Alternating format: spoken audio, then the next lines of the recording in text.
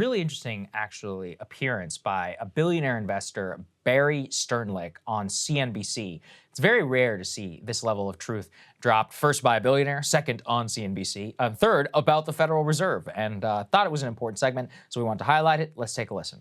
Have you heard any of these people recognize the impact of U.S. rates on the global economies and how countries that can't afford higher rates have to raise rates and put the UK's in a recession? And have they ever talked to you about a $32 trillion deficit? This is not Paul Volcker.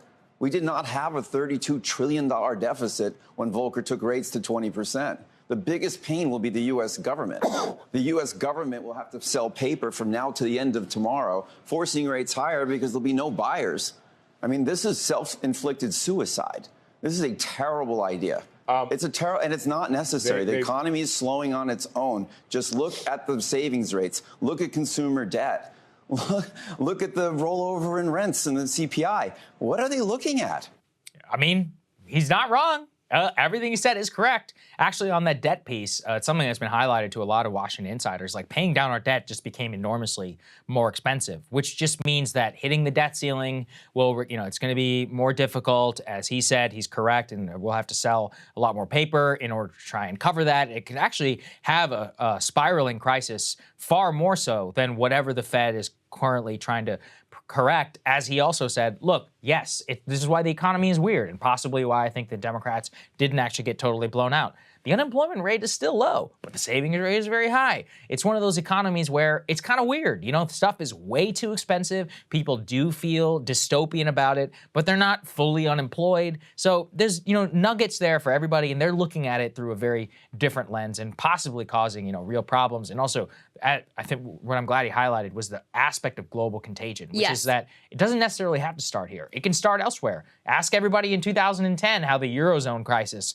ended up affecting our markets, or a Chinese recession. You never know how these things are going to work in a globalized world. And we've laid this out before, but just as a reminder, as the Fed increases interest rates, it has the impact of strengthening the dollar, making it much, much, much more expensive for countries around the world that have dollar-denominated debt to be able to pay that back. So when he talks about fears of global contagion, that's what we're talking about. We're also talking about the fact that you have multiple central banks around the world all taking similar actions. And, the result of that is very hard to predict. I mean, nobody really knows exactly what the impact of that will ultimately be. And he goes on to talk about the fact that, he says, okay, look at all of these indicators. It's worked. You did your thing. Like, the economy is slowing down. The savings rates are down. Inflation, even in the last indicator, seemed to be coming down as well. And meanwhile, you're really putting at risk global contagion and really screwing workers over and, having a catastrophic impact on the labor market. So there's a lot to be said there. I mean, I hope that the Fed is paying close attention to the fact that inflation did tick down. I hope they walk back from these